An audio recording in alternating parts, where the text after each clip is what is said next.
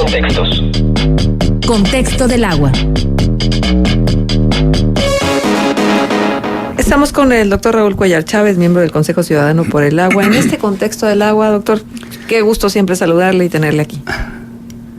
Muy buenos días, Marcela, Diana, con el gusto de siempre, y buenos días a todas las personas que nos escuchan.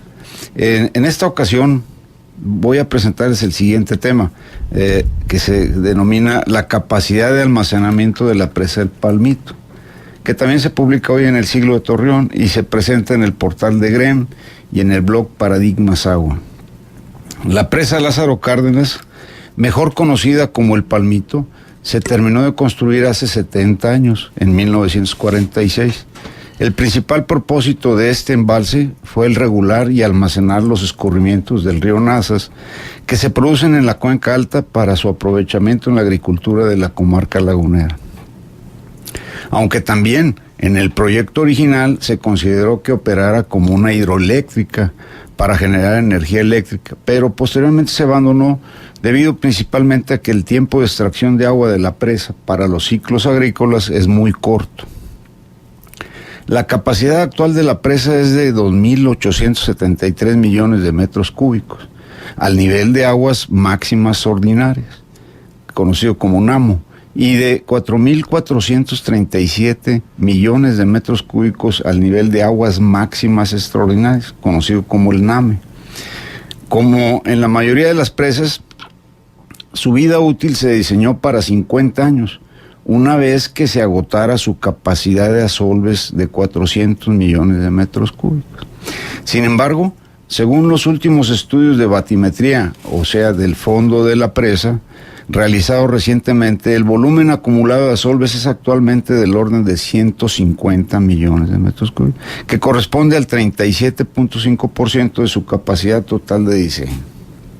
Al respecto, se han efectuado varios estudios de batimetría, por lo que está confirmado que la presa El Palmito todavía cuenta con una vida útil estimada para otro periodo adicional de 50 años.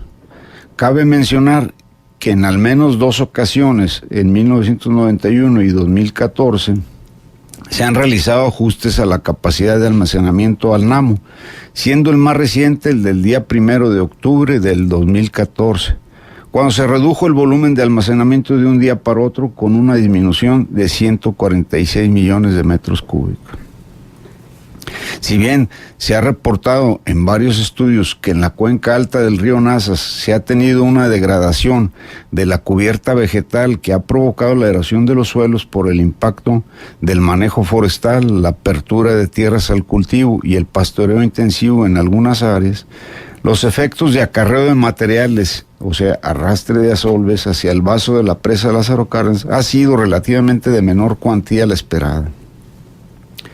El deterioro ocasionado por las actividades humanas en esa región, principalmente el sobrepastoreo y la extracción maderable, han propiciado que los escurrimientos en la cuenca alta sean más rápidos que la retención del agua en los suelos, que no están relacionados con incrementos o disminuciones del volumen de agua que se produce en la cuenca, o sea, la fábrica de agua. Más bien alteran la forma en que ocurren los escurrimientos, más no el volumen total de agua que llega a la presa del Palmito. La captación de agua en la presa es muy variable, siendo en promedio anual de 1.200 millones de metros cúbicos. Sin embargo, como año con año varía el agua almacenada, para mantener siempre una reserva, la extracción para el riego agrícola ha oscilado la mayor parte del tiempo con volúmenes entre 800 millones de metros cúbicos a 1.000 millones de metros cúbicos, con algunos años esporádicos con valores mayores y otros con menores, lo cual ha permitido tener buenos ciclos agrícolas, sobre todo en los últimos 10 años. Muchas gracias por su atención y esperamos sus comentarios. Bueno, es un tema que ya implica más tecnicismo, ¿no? Pero finalmente creo que se puede entender.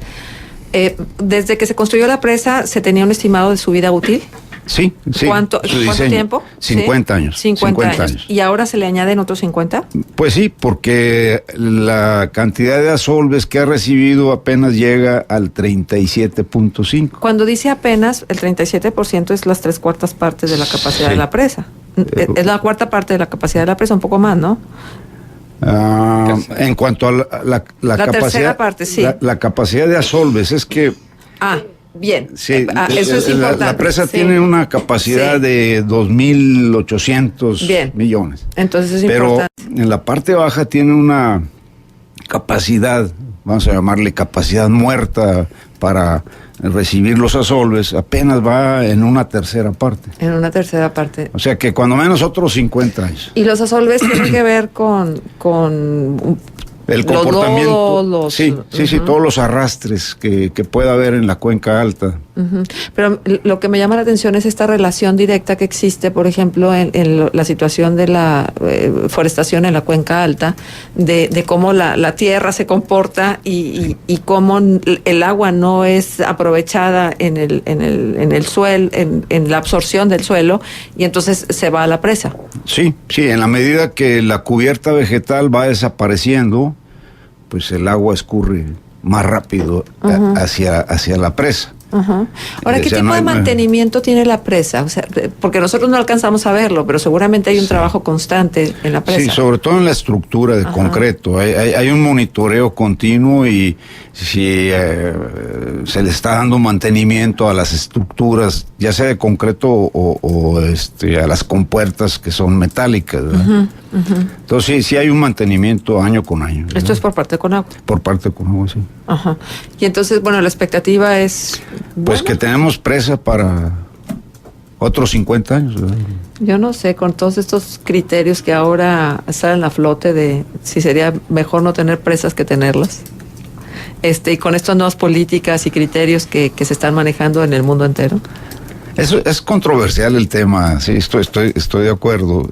Sin embargo, si nos remontamos a antes de que existiera la presa, nada más por dar un ejemplo, en el momento en que ocurrían las precipitaciones fuertes debido a los ciclones en el Pacífico, que es cuando mayor humedad traspasa la sierra y llega a la cuenca, ¿verdad?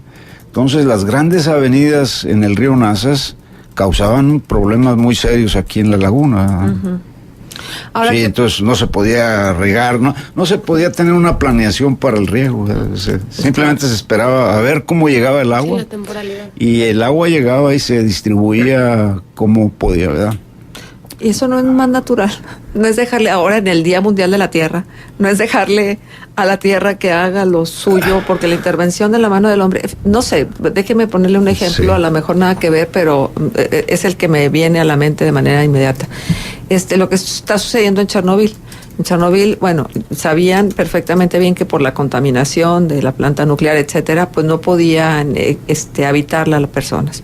Pues resulta que las personas se van del área de Chernobyl y lo que llega es una cantidad de animales y la reproducción de los mismos impresionantes, osos, lobos, etcétera, etcétera, que no había cuando el ser humano estaba presente. Así es. Entonces, por eso es que No, yo creo que de manera provocadora yo creo que sí es importante que se considere lo que se llama gasto ecológico.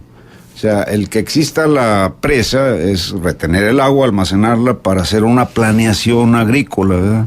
Pero también debe haber un flujo continuo que permita el desarrollo de los ecosistemas a lo largo del río, ¿no? Que no se le ha dado importancia, no... ¿por qué no se le ha dado importancia? Porque es agua que en un momento dado alguien va a aprovechar y que los usuarios dicen, no, yo prefiero tenerla almacenada para cuando venga el ciclo de riego, ¿verdad? A ver, doctor, yo no soy experto como usted sí lo es, pero mire, antes de que se construyeran las presas, sí, había lagunas, había manantiales en Viesca, sí. La laguna de Mairán tenían agua por eso se llama región lagunera. Ahora todas las lagunas están secas, pero sobre todo los manantiales de Viesca. Ahora todo es una región seca completamente, pero lo más importante, sí. La laguna floreció cuando no había presas y siempre había ciclos agrícolas y había una bonanza del algodón como no la tenemos ahora. y como no se tuvo incluso nunca después de las presas, y un algodón mucho mejor antes de las presas que el que se tuvo, porque tuvo fama a nivel mundial, según lo que yo he leído. Entonces, pues quiere decir que ha resultado peor el remedio que la enfermedad, ¿no? Bueno, las lagunas fueron resultado de miles de años. O sea, no estamos hablando de un par de años, ¿verdad?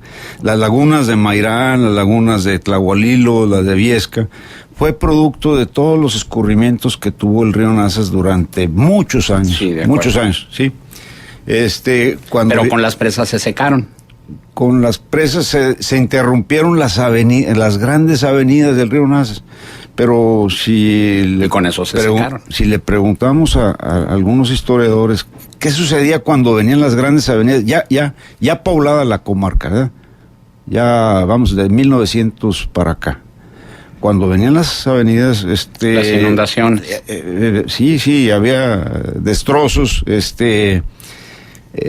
incluso no se podía aprovechar el agua para la agricultura, que era la actividad principal, ¿no?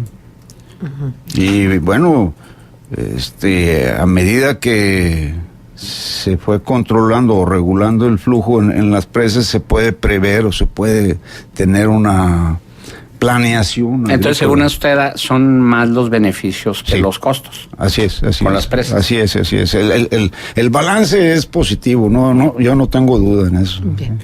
Pues, doctor, muchísimas gracias por acompañarnos, por aceptar las preguntas que parten a lo mejor de la distancia que existe entre su conocimiento y el nuestro, pero finalmente es importante siempre, porque el tema del agua es vital. Hay muchos puntos de vista y yo creo que no hay una verdad absoluta. Bueno, yo lo que planteo es mi punto de vista. Muy bien.